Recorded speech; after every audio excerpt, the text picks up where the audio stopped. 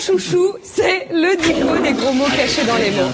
C'est un véritable carton. C'est Edith qui a mis 3 ans pour écrire son dictionnaire des gros mots cachés. Genre salopette et Alors, tout ça. on va voir. Elle s'est auto-éditée. C'est le succès en librairie et tous les éditeurs s'en bouffent les doigts. Ils sont verts de jalousie. C'est un mix du petit Robert, par exemple, du dico des synonymes, des noms propres, voilà. Et alors, seulement la définition et l'interprétation de l'auteur. Donc, par exemple, on prend canapé. Alors en fait, c'est très sérieux. Hein. Canapé, canne, AP, évidemment.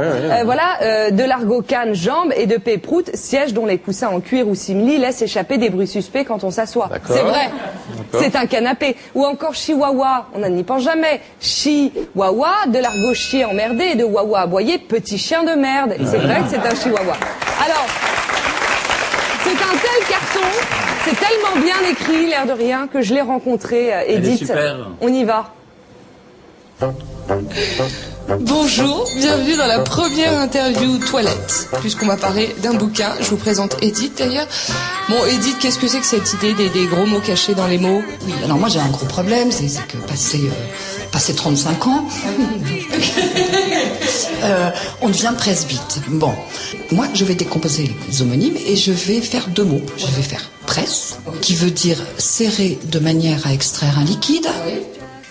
Et de bite, organe de la copulation. Alors ma définition va être tout simplement définition de presbyte au sens médical du terme, qui distingue mal les objets rapprochés et qui touche pour voir. Voilà.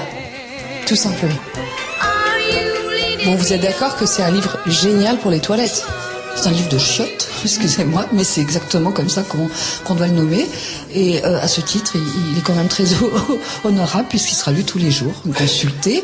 Alors, il faut pas tout manger d'un coup. Moi, je dis c'est comme une boîte de bonbons. Oui. Pas tout d'un coup, parce que sinon c'est lassant. Il y a beaucoup de cons, beaucoup de mots qui commencent par con. Dans le travail que j'ai fait, j'essaie de satisfaire aussi bien l'académicien dans la rigueur d'écriture. Pas drôle du tout, très très très difficile. Et puis le mec qui veut la grosse blague oiseuse, bof, voilà. Donc ça s'adresse à tous à partir de 15 ans, hein, parce qu'en deçà, bon, voilà, c'est à la libre appréciation des parents. À celui qui me dit que ce livre est vulgaire, je réponds que c'est lui le vulgaire et l'inculte. Parce que tout est fondé étymologiquement. Voilà. Tout a une justification. Les mots, ils n'arrivent pas par hasard, ils n'ont pas été construits par hasard. Bon bah voilà, le livre d'Edith, c'est mon number one des tops de livres, du top du livre de toilette. Voilà. J'aime bien le CAC 40. On aime bien le CAC 40. Donc le dico des gros mots cachés dans les mots, les éditions librairie, elle s'est auto-éditée, bravo. Et donc je vous ai mis tous les autres, j'en ai d'autres, hein. Un truc avec Sim sur le Burki Blog, pour remplir vraiment vos toilettes. Merci beaucoup Daphné, bravo. Pour ces livres de toilette.